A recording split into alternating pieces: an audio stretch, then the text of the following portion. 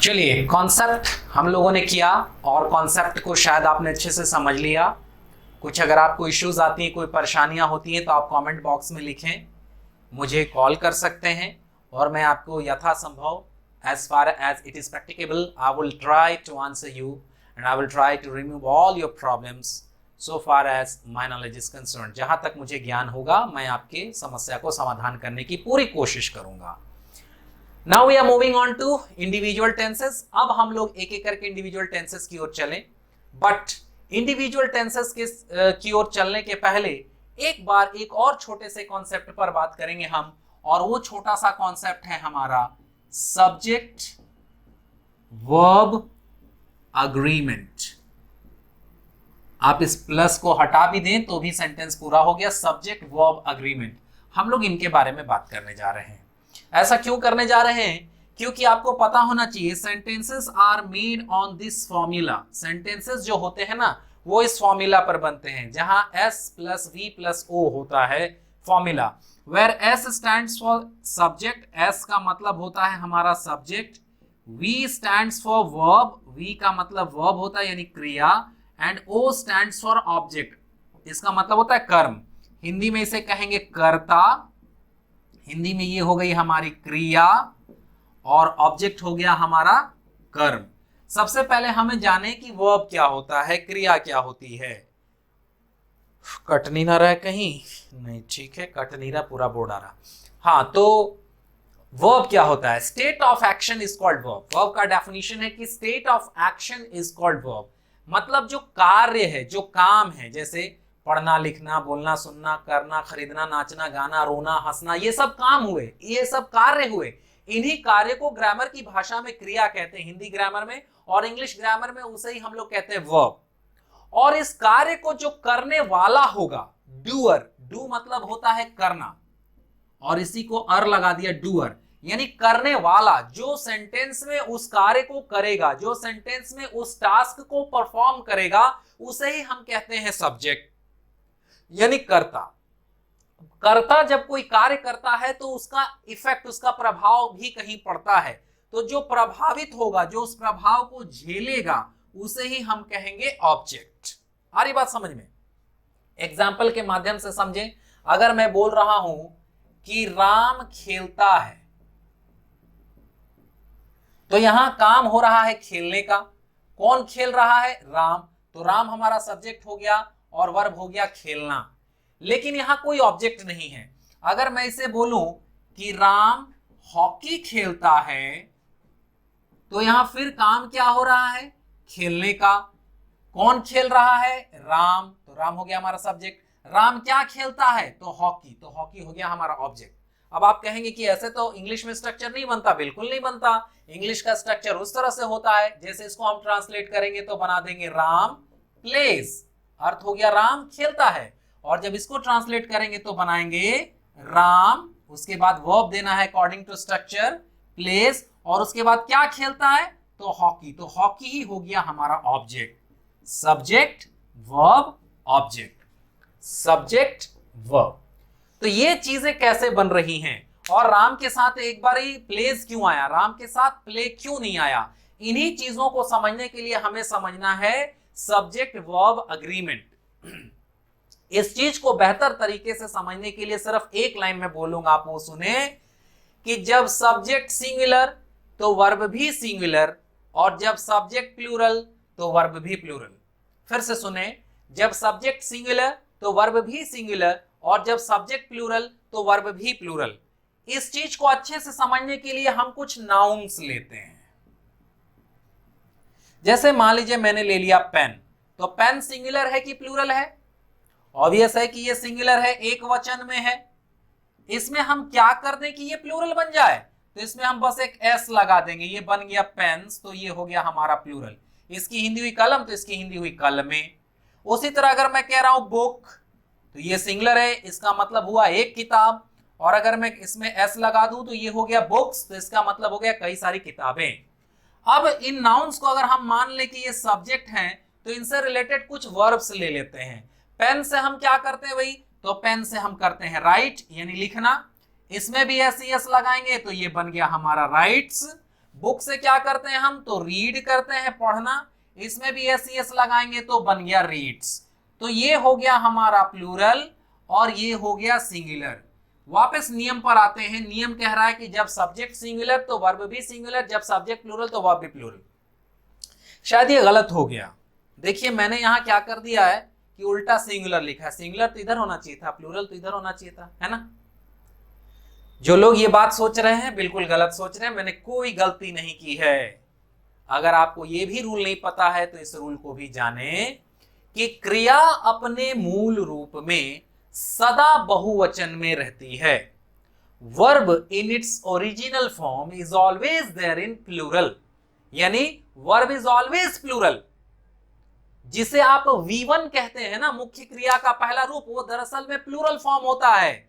हमेशा verb plural ही होता है, और उसमें अगर एस लगा देते हैं तो वो सिंगुलर बन जाता है। लेकिन नाउन के साथ ऐसा नहीं है। नाउन सिंगुलर होता है नॉर्मल केसेस में, और उसमें एस लगाते तो प्लूरल बनता है। हालांकि नाउन कई बार प्लूरल भी होते हैं, कई बार सिंगुलर प्लूरल दोनों होते हैं, लेकिन मोटा मोटी जो आप ये समझे कि नाउन सिंगुलर होता है और उसमें एस लगा के प्लूरल बनाते हैं 75% केसों में। 25% केस और भी हैं, ग्रामर आप डिटेल से पढ़ेंगे तो जानेंगे। लेकिन ये तो 100% कंफर्म है कि जो वर्ब होता है वो प्लूरल ही होता है। फिर से सुने, क्रिया अपने मूल रूप में सदा बहुवचन में होती है। Verb is always plural in its original form. Verb हमेशा अपने ओरिजिनल फॉर्म में प्लूरल ही होता है, इसलिए गलत नहीं लिखा हुआ, ये 100% सही है। तो कहने का मतलब ये कि जब सब्जेक्ट में पेन रहेगा तो वर्ब हमेशा राइट्स ही लिखाएगा। जब सब्जेक्ट में बुक्स रहेगा तो वर्ब हमेशा रीड ही लिखाएगा। सब्जेक्ट सिंगुलर तो वर्ब भी सिंगुलर, सब्जेक्ट प्लूरल तो वर्ब भी प्लूरल। अगर ऐसे नहीं समझ में आ रहा तो ऐसे समझें कि जब सब्जेक्ट में एस नहीं लगा है तो वर्ब में एस लग गया, और जब सब्जेक्ट में ही एस लगा है तो वर्ब में एस नहीं लगा। ऐसे भी इसको समझ सकते हैं। चलिए अब अगर ऐसे समझ में आ गया है तो चीजों को क्लियर किया जाए।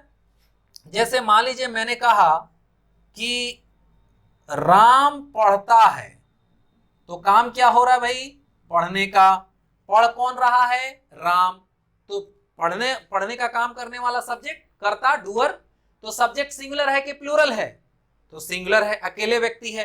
तो इसके साथ हम क्या लिखेंगे, राम प्ले की राम प्लेज, तो लिखाएगा सॉरी राम रीड की राम रीड्स, तो लिखाएगा राम रीड्स। सब्जेक्ट सिंगुलर तो वर्ब भी सिंगुलर।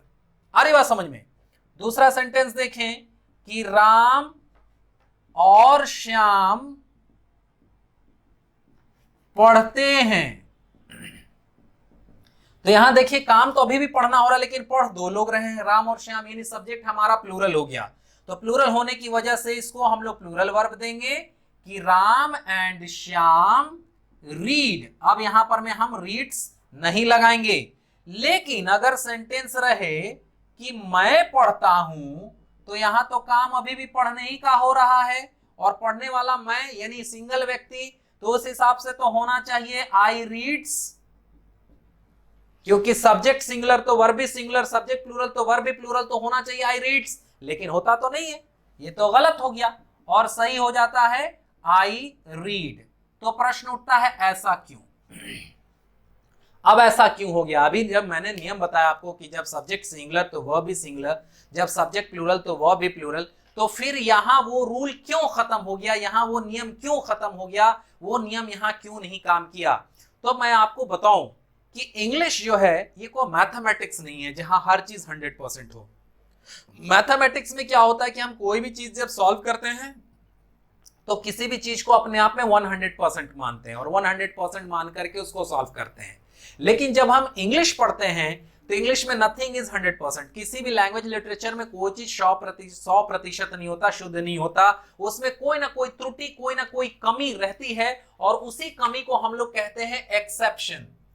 एक्सेप्शन का मतलब ही होता है अपवाद। तो नियम के कई सारे अपवाद भी होते हैं, कई सारे एक्सेप्शन भी होते हैं, और उन्हीं अपवादों को जब हम लेते हैं जो नियम पे नहीं मानते हैं। इसीलिए आप में से जो भी बेसिक ग्रामर जानते होंगे उनको पता होगा कि थर्ड पर्सन सिंगुलर नंबर यानी ही, शी, इट, या कोई भी एक नाम सिंगुलर नंबर में कोई भी एक सिंगुलर नेम आ जाए तो इसी के साथ हम लोग वर्ब में एस या एस लगाते हैं या V5 लगाते हैं, बाकी सभी के साथ V1 V1 V1 ही लगाते हैं। यानी इस नियम को अगर आपको समझने में परेशानी है, कोई दिक्कत है, आपको नहीं समझ में आ रहा है, तो आप ये समझें कि ही शी इट एक नाम के साथ ही वर्ब में एस एस लगेगा, बाकी किसी के साथ एस एस नहीं लगेगा, बाकी सभी के साथ हमारा ये लगेगा V1। अगर ऐसे समझ में आ रहा तो ऐसे समझे। मैंने पूरा कॉन्सेप्ट आपको खोल के रख दिया, पूरा कॉन्सेप्ट बता दिया आपको, इसमें जो समझ में आ रहा है, जैसे समझ में आ रहा है, आप वैसे ही करें और इन चीजों को और बेहतर तरीके से करने की कोशिश करें। आई होप कि आपका जो ये बेसिक कॉन्सेप्ट है ये क्लियर हो जाएगा, और अगर बेसिक कॉन्सेप्ट क्लियर हो गया तो फिर हम लोग टेंस पर एक एक करके चलेंगे। Hello and welcome guys, this is Ashish Kumar and I welcome you all in yet another session of spoken English stuffs. Guys, we have had time and tense, the concept of time and tense in last class. हम लोगों ने last class में time और tense का concept पढ़ा and we got to know about few things. और कुछ मैंने basic concepts आपको पढ़ाया कि tense क्या है, time and tense में फ़र्क क्या होता है, कैसे पहचानेंगे कौन time है कौन tense है, और फिर हम लोगों ने थोड़ी बहुत बात करी थी सब्जेक्ट वर्ब एग्रीमेंट की, सब्जेक्ट और वर्ब और एग्रीमेंट की बात की थी, क्योंकि उसका भी टेंस में बड़ा इंपॉर्टेंट सा रोल है। अगर आप लोगों ने वो वीडियो हमारी मिस कर दी है जो फंडामेंटल्स ऑफ टेंस था, कॉन्सेप्ट ऑफ टेंस था, तो उसको काइंडली जाकर के पीछे देख लीजिए। मैं कोशिश करता हूँ कि इसका लिंक मैं डिस्क्रिप्शन में दे दूँ ताकि आपको वो भी चीज़ें आसानी से समझ में आ जाए। मैंने जो पढ़ाया था उसको एक क्विक रिकैप कर दूं कि मैंने पहले टेंस का ओवरव्यू बताया, फिर टाइम एंड टेंस के बीच का फर्क बताया, फिर मैंने बताया कि इंपॉर्टेंट टेंस कौन कौन से हैं और सब्जेक्ट और वर्ब एंड एग्रीमेंट का क्या रोल है हमारा टेंस के ऊपर। और ये सारी चीजों को करने के बाद आज हम लोग शुरू करते हैं अपना original setup and that is present indefinite. Guys, मैंने आपको पहले भी बोला था कि half of your spoken English is done when tense is done. मतलब आधा स्पोकन इंग्लिश उसी दिन हो गया जिस दिन टेंस हो गया, टेंस पर कमांड हो गया, टेंस पर सेंटेंस को सेट करना आपको आ गया। क्योंकि इंग्लिश बोलने में बहुत जरूरी होता है कि आपको टेंस पर कमांड हो, तभी जाकर के आप चीजों को सही तरीके से एक्सप्लेन कर सकते हैं। तो चलिए हम लोग देखना शुरू करते हैं प्रेजेंट इंडेफिनिट। मैं जो यहाँ आपको टेंस पढ़ा रहा हूँ वो पूरी डिटेल में टेंस पढ़ा रहा हूँ। मेरा उद्देश्य ये है, my only motto and aspect is that not only I want you to have good command over tense, that you all may speak good in English, but I also want to have that sort of command over tense that you may also crack the competitive questions related to it. जो tense से related questions आएंगे competition में, आप उसके भी common errors को ढूंढ ले। इसके लिए भी मैं जो tense पढ़ा रहा हूँ उसको डिटेल करने की कोशिश करूंगा। देखिए, सबसे पहले तो हम लोग इस tense का translations बनाना सीखें। कोई भी एक नॉर्मल सा सेंटेंस ले लेते हैं, जैसे राम हॉकी खेलता है, तो इसे ट्रांसलेट करेंगे तो बनाएंगे राम प्लेज हॉकी। ऐसा क्यों होगा? तो ऐसा इसलिए होगा कि प्रेजेंट इंडेफिनिट का स्ट्रक्चर कहता है कि subject is followed by V1 और V5। V5 का मतलब यहां होता है वर्ब प्लस एस या एस फॉलोड बाय ऑब्जेक्ट। आप देख सकते हैं कि प्ले हमारा वर्ब है, राम हमारा सब्जेक्ट है और हॉकी हमारा ऑब्जेक्ट है। V5 किसके साथ लगता है भाई? तो ये कल मैंने बताया था कल की वीडियो में कि ही शी इट या एक नाम, यानी थर्ड पर्सन सिंगुलर नंबर के साथ हमारा वर्ब प्लस एस लगता है, और बाकी सभी के साथ, बाकी जितने होंगे बाकी सभी के साथ हमारा लग जाएगा V1। ठीक है, लेकिन ये तो हो गया हमारा affirmative structure, the sentence which is accepted. वह वाक्य जिसको स्वीकार कर लिया जाए उसे ही हम स्वीकारात्मक या सकारात्मक वाक्य कहते हैं। मतलब अपनी भाषा में समझे कि उसमें ना, नहीं इत्यादि कुछ नहीं लगा रहे, तो उसे ही हम अफर्मेटिव सेंटेंस कहते हैं, सकारात्मक वाक्य। लेकिन अगर हमें अब नेगेटिव स्ट्रक्चर बनानी है, हमें बनाना है कि ना नहीं लगा हुआ रहे सेंटेंस में, तो क्या करेंगे? तो किसी भी सेंटेंस को नेगेटिव बनाने के लिए, to make any sentence into a negative one, we need to put no और not somewhere in the sentence. हमें सेंटेंस में कहीं ना कहीं नो और नॉट लगाना पड़ता है, but we can't put no और not anywhere in the sentence, we need to put it along with an auxiliary verb. हम नो और नॉट कहीं भी अपने मन से नहीं लगा सकते हैं, हमें जब भी उसे लगाना होता है किसी न किसी ऑक्सिलियरी वर्ब के साथ, सहायक क्रिया के साथ, हेल्पिंग वर्ब के साथ। और आप देख पा रहे हैं कि यहाँ सब्जेक्ट के बाद सीधे मेन वर्ब आया हुआ है। Unfortunately there is no auxiliary verb right over here. तो प्रेजेंट इंडेफिनिट में क्या होता है कि दो ऑक्सिलियरी वर्ब्स छिपे हुए रहते हैं, डू एंड डज। ये दोनों ऑक्सिलियरी वर्ब्स हमारे छिपे हुए रहते हैं। And when we start using negative and other conjugation forms, तब हमारा वो एक्टिवेट हो जाता है। मतलब अगर हमें नेगेटिव बनाना है तो सबसे पहले सब्जेक्ट तो लिखेंगे ही, उसके बाद उनको ले लेंगे। तो डू को लिया शॉर्ट में, नो नॉट लगा दिया उसी के साथ, तो बन गया डोंट। डस को लिया शॉर्ट में, नो नॉट लगा दिया, बन गया डजंट। और अब हमेशा जब भी डू डज आएगा तो अब कभी भी उसके बाद हमेशा V1 आएगा, V5 नहीं आएगा, क्योंकि V5 के लिए ही हम लोगों ने डज ले लिया, या यूं कहे कि डू में यस लगा के V5 बना लिया, और उसके बाद क्वालिफाई कर जाएगा हमारा, सॉरी फॉलो कर जाएगा हमारा ऑब्जेक्ट। ये हो गया हमारा नेगेटिव स्ट्रक्चर। अगर हम इसका इंट्रोगेटिव बना रहे, the sentence which is asked, वह वाक्य जिससे प्रश्न किया जाए, जिससे पूछा जाए, उसे ही हम कहते हैं इंट्रोगेटिव सेंटेंस। तो किसी भी सेंटेंस को इंट्रोगेटिव करने के लिए, किसी भी सेंटेंस को प्रश्नवाचक बनाने के लिए, we need to put the auxiliaries before the subject. हमें ऑक्सिलरी वर्ब्स को उठा करके सब्जेक्ट के पहले रख देना होता है। तो ये है हमारा ऑक्सिलरी वर्ब, इसको उठा के सब्जेक्ट के पहले रख दीजिए। तो ये डू और डज हमारा आ जाएगा पहले, उसके बाद आएगा सब्जेक्ट, फिर आएगा V1, फिर ऑब्जेक्ट, लास्ट में क्वेश्चन मार्क लगा रहेगा। तब इसे समझेंगे हम कि ये इंट्रोगेटिव सेंटेंस है। अगर हमें इंट्रोगेटिव नेगेटिव करना है, the sentence which is asked and neglected, तो देखिए आस्क तो इस तरह से कर ही रहे, पूछ रहे हैं, अब इसे नेग्लेक्ट करना है। नेग्लेक्ट करने के लिए नो नॉट लगा दीजिए। तो डू नॉट को शॉर्ट किए तो बन गया डोंट, डज नॉट को शॉर्ट किए तो बन गया डजंट, फिर सब्जेक्ट, फिर V1, फिर ऑब्जेक्ट। अगर आप नो नॉट को खोलकर लिखना चाहते हैं तो सब्जेक्ट के बाद लिखना पड़ेगा। अगर आप इसको शॉर्ट एंड फॉर्म को, कॉन्ट्रैक्शन को यूज नहीं करना चाहते तो नो नॉट को सब्जेक्ट के बाद लिखेंगे, बाकी चीजें सेम रहेंगी। नेक्स्ट है हमारा WH इंट्रोगेटिव। तो आपको मैंने पिछले कुछ वीडियोस में अगर आप देखेंगे तो मैंने WH पढ़ाया है, WH वर्ड्स के बारे में पढ़ाया है। बेसिकली वे क्वेश्चन वर्ड्स होते हैं, लेकिन उनसे आंसर भी कर सकते हैं। ये सारी बातें हम लोगों ने पिछली वीडियोस में पढ़ाई हैं, आप हमारी पिछली वीडियोस को देखें, WH का बकायदा एक सेशन बना है, तो WH वाली जो इश्यूज है आपकी क्लियर हो जाएंगी। तो WH इंट्रोगेटिव कुछ नहीं है, when 9 kinds of WH are put before any interrogative then they are called WH interrogative. जब भी 9 kinds of WH में से किसी को भी उठा करके इंट्रोगेटिव के पहले लिख देते हैं तो उसे ही कहना शुरू करते हैं WH इंट्रोगेटिव। यानी ये हमारा कोई भी WH वर्ड्स हुआ और फिर उसके बाद पूरा का पूरा do, does, subject, V1, object, और in the end question mark तो रहेगा ही रहेगा। फिर एक आखिरी आप बना सकते हैं WH interrogative negative, when 9 kinds of WH are put before any simple interrogative negative then they are called WH interrogative negative. यानी WH words plus don't, doesn't say लेकर के पूरा का पूरा सब्जेक्ट, V1, ऑब्जेक्ट। तो इस तरह से ये इसके स्ट्रक्चर्स बन गए। अब हम लोग क्या करते हैं, सेम सेंटेंस को सारे स्ट्रक्चर्स पर रख करके देखते हैं कि चीजें क्लियर हो रही हैं कि नहीं हो रही है। मैं देख लूं स्क्रीन कब तक नहीं कट रहा है। राम हॉकी नहीं खेलता है तो बनाएंगे Ram doesn't play hockey, Ram doesn't play hockey, ये हमारा बन गया नेगेटिव। अब हमें बनाना है कि यार राम हॉकी खेलता है, तो देखिए लिखा हुआ है कि डू डज को आगे लाइए, तो इसमें से डज को आगे ले आएंगे। उसके बाद कह रहा है सब्जेक्ट लिखिए, तो सब्जेक्ट है हमारा राम। उसके बाद कह रहा है वर्ब लिखिए, तो V1 ले लिया हमने प्ले, और उसके बाद ऑब्जेक्ट लिख दीजिए hockey. Does Ram play hockey, last में क्वेश्चन मार्क लगेगा ही लगेगा। इंट्रोगेटिव नेगेटिव करना है तो बस उस आगे आए हुए डज में नो नॉट लगा दीजिए, तो ये बन गया doesn't Ram play hockey, last में क्वेश्चन मार्क लगेगा ही लगेगा। WH वाला करना है तो डू डज के पहले WH लगा दीजिए। जैसे मेरे को कहना है कि राम कहाँ हॉकी खेलता है, तो कहाँ का इंग्लिश इसके पहले रख दीजिए। कहाँ का इंग्लिश होता है वेयर, डज, राम, और उसके बाद rest of the things will remain same, last में केवल क्वेश्चन आ जाएगा। और अगर हमें कहना है कि राम क्यों नहीं हॉकी खेलता है, तो क्यों का इंग्लिश यहाँ जो है ये WH के स्थान पर रखिए, बाकी चीजें सेम रहेंगी।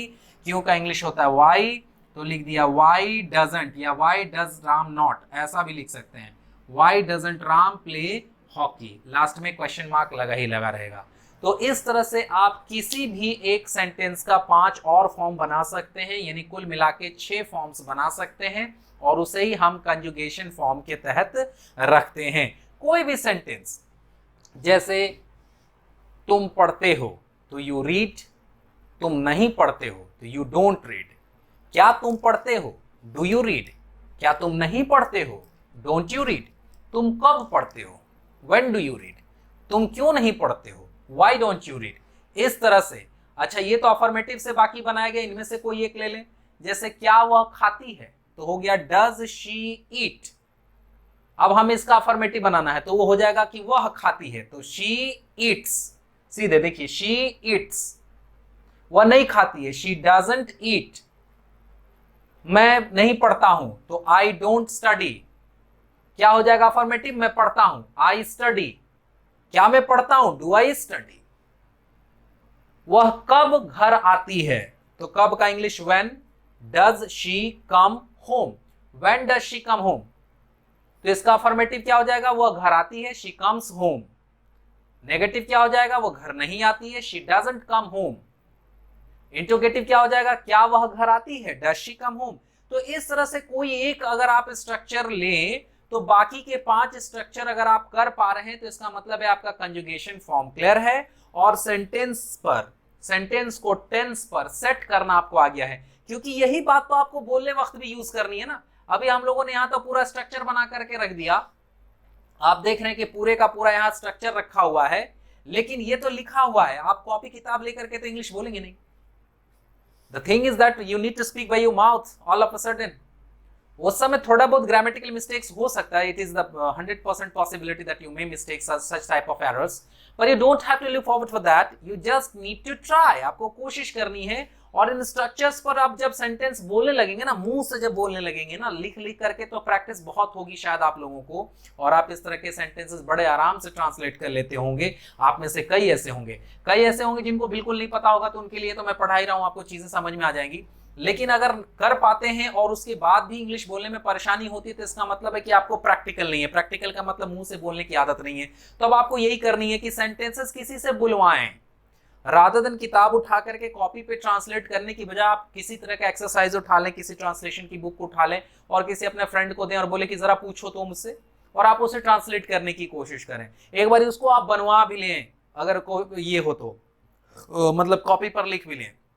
तो इससे क्या होगा? आपको प्रैक्टिकल एक्सपोजर मिलेगा, और जब प्रैक्टिकल एक्सपोजर मिलेगा तो आप बड़े आसानी से चीजों को ट्रांसलेट कर पाएंगे।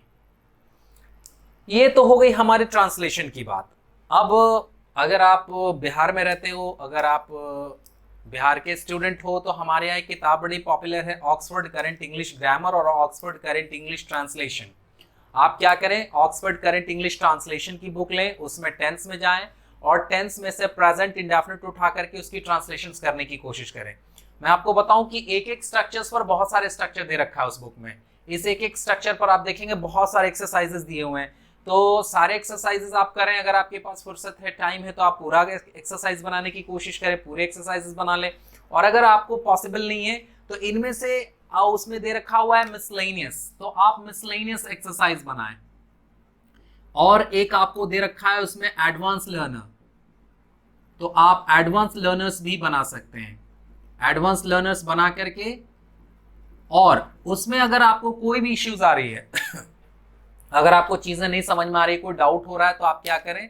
आप कमेंट बॉक्स में वो ट्रांसलेशन को लिख दें, वो हिंदी को लिख दें, और मैं उसकी आपको इंग्लिश बताने की कोशिश करूंगा, मैं बताऊंगा। अच्छा, आप में से अगर जो आउटसाइड, हमारे बिहार के आउटसाइड वाले हैं, दूसरे स्टेट्स के लोग हैं, and if you are watching our videos, if you are watching this sort of things, and if you also want to have a good command over your translations package, translation stuff, आप उसमें भी translations पर काम करना चाहते हैं, तो not a big deal, आपके पास जो भी बुक्स आती हैं उससे आप translations बनाओ, और जो sentences आपके फंसते हैं तो comment box में लिखो। मैं पूरी कोशिश करूंगा कि मैं आपको सही आंसर्स बताऊं, और अगर बहुत ज्यादा डाउट्स होंगे तो मैं नेक्स्ट वीडियो में उसको क्लैरिफाई भी करने की कोशिश करूंगा। किसी तरह की वीडियो, आज मान लीजिए मैं तो वीडियो आज शूट कर रहा हूं और ये मेरी वीडियो साल भर बाद देखी जाए, तो उस वक्त भी जिनको डाउट्स होंगे, मैं जहां तक मुमकिन होगा, कोशिश पॉसिबल होगा, मैं आपके आंसर्स करने की कोशिश करूंगा, बिल्कुल कोशिश करूंगा। तो ये तो हो गए ट्रांसलेशंस के स्टफ। अब हम लोग बात करते हैं कि प्रेजेंट इंडेफिनिट यूज कहां कहां होता है। चलिए अब जरा बात करते हैं यूज ऑफ प्रेजेंट इंडेफिनिट, मतलब प्रेजेंट इंडेफिनिट कहां कहां यूज होता है, किस तरह के सेंस में यूज होता है। सबसे पहली बात तो आप ये जाने कि टेंस को लेकर के जो ट्रेडिशनल ग्रामरियंस है और जो मॉडर्न ग्रामरियंस हैं, उनके बीच में थोड़ा सा फर्क है। और मॉडर्न ग्रामर में कई तरह की चीजें निकल कर आई हैं। मॉडर्न ग्रामरियंस का ये कहना है कि टेंस में पास्ट टेंस बकवास है, पास्ट टेंस जैसा कोई चीज ही नहीं होता, और अगर पास्ट टेंस में कुछ है भी तो केवल एक ही है, और वो है past indefinite tense. Modern grammarians ये भी कहते हैं कि फ्यूचर टेंस जैसी कोई चीज नहीं है, फ्यूचर टेंस बकवास। अगर फ्यूचर टेंस में कुछ एक है भी काम लायक तो वो है फ्यूचर इंडेफिनिट टेंस। आपको जानकर बड़ा आश्चर्य होगा कि प्रेजेंट इंडेफिनिट में तीनों टेंस को लिखा जा सकता है। खैर, सिलसिलेवार ढंग से शुरू करते हैं कि प्रेजेंट इंडेफिनिट का यूज पहले वहां करते हैं इसके नाम से ही जाहिर है प्रेजेंट इंडेफिनिट, जहां पर कोई चीज डेफिनेट ना हो। नॉर्मली ऐसा काम जो कल भी होता था, आज भी होता है और कल भी होता रहेगा, नॉर्मल सी बातें होती हैं, तो उसे हम प्रेजेंट इंडेफिनिट में बनाते हैं। जैसे मान लीजिए मैंने कहा कि आई गो टू कॉलेज, मैं कॉलेज जाता हूं, नॉर्मल सा काम है, इसे प्रेजेंट इंडेफिनिट में बनाया हम लोगों ने। प्रेजेंट की आदत को व्यक्त करने के लिए भी, to show the present habit, we also use present indefinite tense, है ना, प्रेजेंट की आदत को व्यक्त करने के लिए। जैसे मान लीजिए कोई भी ले लेते हैं प्रेजेंट की आदत, the doctor drinks goats milk, doctor साहब बकरी का दूध पिया करते हैं, ठीक है। तो यहां उनकी आदत है, तो आदत को भी हम लोगों ने प्रेजेंट की आदत को किस टेंस में डिनोट करा, प्रेजेंट इंडेफिनिट टेंस। उसके बाद यूनिवर्सल ट्रुथ, ध्यान से सुने, यूनिवर्सल ट्रुथ, शाश्वत सत्य, चिरंतन सत्य, जो ना कभी बदला है और ना कभी बदलेगा। यूनिवर्सल ट्रुथ को हमेशा और हमेशा सिर्फ और सिर्फ एक ही टेंस में व्यक्त किया जाता है, that is present indefinite tense.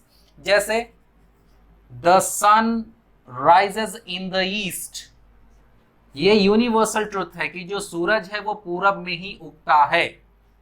Man is मॉर्टल, इंसान मरणशील है, ये यूनिवर्सल ट्रुथ है, जिसने जन्म लिया है उसे मरना ही मरना है। तो जो भी यूनिवर्सल ट्रुथ होता है उसे भी हम प्रेजेंट इंडेफिनिट टेंस में ही बनाते हैं। प्रिंसिपल्स यानी सिद्धांत, चाहे वो फिजिक्स के हों, चाहे वो केमिस्ट्री के हों, चाहे वो मैथमेटिक्स के हों, प्रिंसिपल्स को भी हम लोग प्रेजेंट इंडेफिनिट टेंस में ही बनाते हैं। जैसे oil floats on water, oil floats on water यानी तेल पानी की सतह पर तैरता है। ये केमिस्ट्री का प्रिंसिपल है, आप तेल को पानी में डाल के देखिए, वो डिसॉल्व नहीं करेगा, कभी भी उसमें घुलेगा नहीं, सॉल्विंग नेचर नहीं होता उसका, तो वो क्या करेगा, उसके ऊपर फ्लोट करेगा, उसके सतह पर बहता रहेगा, that is chemistry's principle. 2 and 2 makes 4, 2 and 2 is 4। Maths का सिंपल सिद्धांत है कि 2 और 2 4 होते हैं। Water boils at 100 degree and freezes at 0 degree centigrade, यानी पानी 100 डिग्री सेंटीग्रेड पर खौल जाता है और 0 डिग्री सेंटीग्रेड पर जम जाता है, ये फिजिक्स का प्रिंसिपल है। तो उसी तरह से कोई भी प्रिंसिपल हो, किसी भी प्रकार का सिद्धांत हो, उसे भी हम प्रेजेंट इंडेफिनिट टेंस में ही बनाते हैं। उसके बाद इमोशंस, इमोशंस मेंटल थिंग्स जो होती है, इमोशंस होती हैं, उसे भी व्यक्त करने के लिए हम प्रेजेंट इंडेफिनिट टेंस का यूज करते हैं। जैसे देखिए, आई लव रेड रोज, मुझे लाल गुलाब पसंद है। आप लाल गुलाब देखते हैं तो आपको मेंटल फीलिंग आती है, अच्छा लगने लगता है, इमोशंस की बात आती है, हम लोग उसको भी प्रेजेंट इंडेफिनिट में बनाया। आई हेट बेगर्स, नफरत होता है मुझे भिखारियों को देख करके, इमोशन से गुस्सा आने लगता है आपको भिखारियों को देख करके, उस सेंटेंस को भी प्रेजेंट इंडेफिनिट टेंस में बनाया। यानी इमोशंस, मेंटल फीलिंग्स भी जो होती है उसे भी हम प्रेजेंट इंडेफिनिट टेंस में बनाते हैं। अब आ रहे इंपॉर्टेंट रूल्स, ये तो नॉर्मल रूल्स थे, थोड़े से इंपॉर्टेंट रूल्स पर ध्यान दें। इंपॉर्टेंट रूल नंबर 1 कि भविष्य में होने वाले कार्यक्रम पूर्व निर्धारित यदि हो, भविष्य में होने वाले कार्यक्रम योजनाएं यदि पूर्व निर्धारित हो, मतलब प्री डिसाइडेड हो कि कब होंगी, टाइम वगैरह उनका फिक्स्ड रहे, तो उसे हम फ्यूचर इंडेफिनिट टेंस में ना बना करके प्रेजेंट इंडेफिनिट टेंस में ही बनाते हैं। जैसे एग्जांपल के तौर पर समझे, द प्लेन, छोड़िए प्लेन वाला एग्जांपल से ज्यादा इंपॉर्टेंट एग्जांपल देते हैं आपको। जैसे द प्राइम मिनिस्टर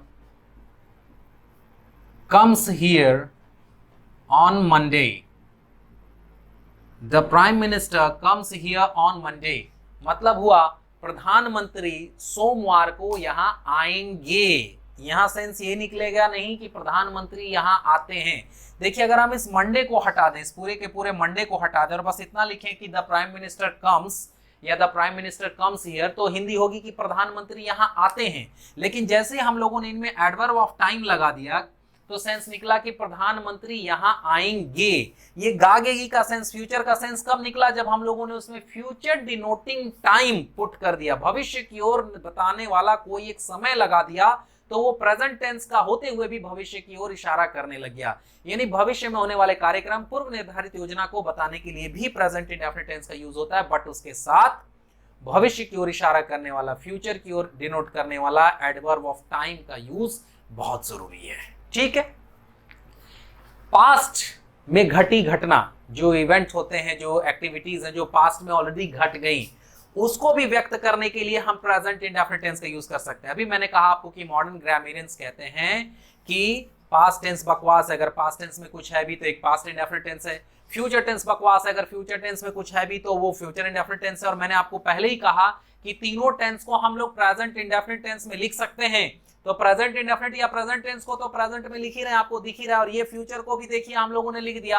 अब देखिए पास्ट की चीजों को, जैसे ए गैंग ऑफ रॉबर्स, डाकुओं के एक दल ने अटैक्स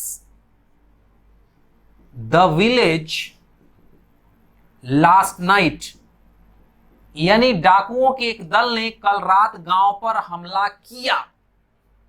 देखिए अटैक्स लिखा हुआ है तो हिंदी होनी चाहिए कि डाकुओं का एक दल गांव पर हमला करता है, लेकिन फिर यहां देखिए लास्ट नाइट लिखा हुआ है, तो लास्ट नाइट का मतलब हुआ पिछली रात, बीती रात। तो ये सेंस फिर वहां पर मैं एडवर्ब ऑफ टाइम लगने की वजह से निकला कि डाकुओं के एक दल ने कल रात गांव पर हमला किया। आ रही बात समझ में? तो पास्ट की चीजों को जोरदार बनाने के लिए, एम्फैटिक बनाने के लिए भी हम प्रेजेंट इंडेफिनिट टेंस का यूज करते हैं। तो हम लोगों ने देखा कि फ्यूचर इंडेफिनिट को भी, यानी फ्यूचर की चीजों को भी प्रेजेंट इंडेफिनिट में यूज कर रहे हैं और पास्ट की चीजों को भी प्रेजेंट इंडेफिनिट में यूज कर रहे हैं। एक दो और एग्जांपल्स हैं या एक दो और यूजेस है प्रेजेंट इंडेफिनिट के, उसको भी समझने की कोशिश करें तो बेटर होगा। देखिए अब बात करते हैं कि अखबार वगैरह आप पढ़ते होंगे, if you go through newspapers, English newspapers वगैरह आप पढ़ेंगे तो आप देखेंगे कि इंग्लिश न्यूज़पेपर्स में भी पास्ट की घटी घटना को प्रेजेंट इंडेफिनिट टेंस में लिखा रहता है। कोई भी, आप कोई भी उठा करके देखें इंग्लिश न्यूज़पेपर, खासकर उसकी हेडलाइंस देखें तो आप देखेंगे कि उसमें 90% जो हेडलाइंस होते हैं वो प्रेजेंट इंडेफिनिट टेंस में होते हैं। बहुत रेयर ही आप देखेंगे कि कोई पास्ट इंडेफिनिट टेंस में लिखा हुआ है। जैसे मान लीजिए एक न्यूज छपा कि 3 prisoners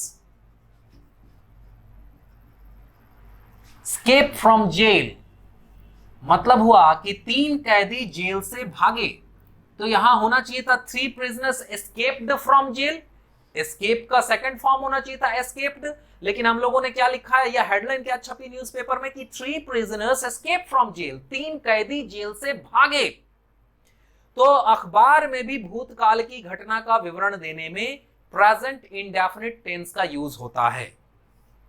अब बात कर ले थोड़ी कमेंट्रीज की, स्पोर्ट कमेंट्रीज हो गए या किसी भी आयोजन का आंखों देखा हाल सुनाने में कमेंट्री को लिविंग बनाने के ख्याल से भी प्रेजेंट इंडेफिनिट टेंस का यूज होता है। कोई भी रनिंग कमेंट्री जब होगी ना तो उसमें भी आप देखेंगे कि हमेशा प्रेजेंट इंडेफिनिट टेंस का यूज होता है। जैसे देखिए मान लीजिए एक कमेंट्री चल रही है, किसी मैच का कमेंट्री चल रहा है, तो उसमें कहा कि ब्रॉड थ्रोज द बॉल, मतलब ब्रॉड ने बॉल फेंका, and Rohit moves a bit, Rohit थोड़ा सा हटे, एंड हिट्स द बॉल, और बॉल पर प्रहार किया, एंड स्कोर्स 6 रन्स, और 6 रन प्राप्त किए।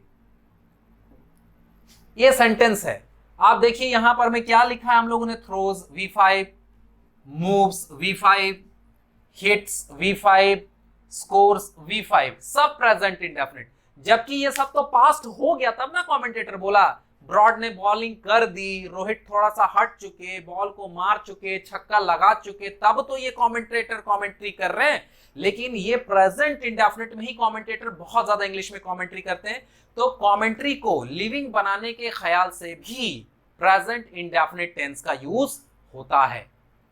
उसके बाद हियर या देयर से शुरू होने वाले एक्सक्लेमेटरी सेंटेंस, हियर या देयर से शुरू होने वाले वैसे एक्सक्लेमेटरी सेंटेंस जिनसे किसी कार्य के जारी रहने का बोध हो, उसे भी हम प्रेजेंट इंडेफिनिट टेंस में ही बनाते हैं। पहले आप जाने कि एक्सक्लेमेटरी सेंटेंस क्या होता है। एक्सक्लेमेटरी सेंटेंस का मतलब होता है विस्मयादि बोधक वाक्य, जो सडन फीलिंग्स व्यक्त करते हैं। सडन फीलिंग्स, आप जा रहे आपको एक बहुत बड़ा आदमी से धक्का लग गया, वो आदमी 8 फीट की हाइट का है, तो आपको धक्का लगा, आपने कहा अरे यार राक्षस है क्या। तो ये जो मुंह से सेंटेंस निकला इसे ही कहते हैं एक्सक्लेमेटरी सेंटेंस। इसमें कई बार इंटरजेक्शंस लगे रहते हैं, ओह आह, कई बार नहीं भी लगे रहते हैं, कई बार व्हाट और हाउ से बनता है, तो कई तरह के एक्सक्लेमेटरी सेंटेंस भी होते हैं, उसमें जो सेंटेंस हियर या देयर से बने और उससे किसी कार्य के जारी रहने का बोध हो, किसी कार्य के चलते रहने का बोध हो, तो उसे ही हम प्रेजेंट इंडेफिनिट टेंस में बनाते हैं। जैसे मान लीजिए मैंने कहा here comes the king, here comes the king मतलब हुआ लो राजा आ गए, लो राजा आ गए। तो राजा आ गए मतलब क्या डायरेक्ट अपीयर हुए? नहीं, राजा साहब के आने का कार्यक्रम अभी चल रहा है, मतलब वो पैदल पैदल पैदल पैदल आ रहे, किसी ने देख लिया और कि राजा साहब चले हैं तो उसने कहा लो राजा आ गए। आ गए मतलब क्या डायरेक्ट यहां अपीयर नहीं हुए, उनके आने का काम अभी जारी है। तो हियर या देयर से एक और एग्जांपल ले लीजिए, देयर गोज द बस, लो बस गई, लो बस चली, देयर गोज द बस।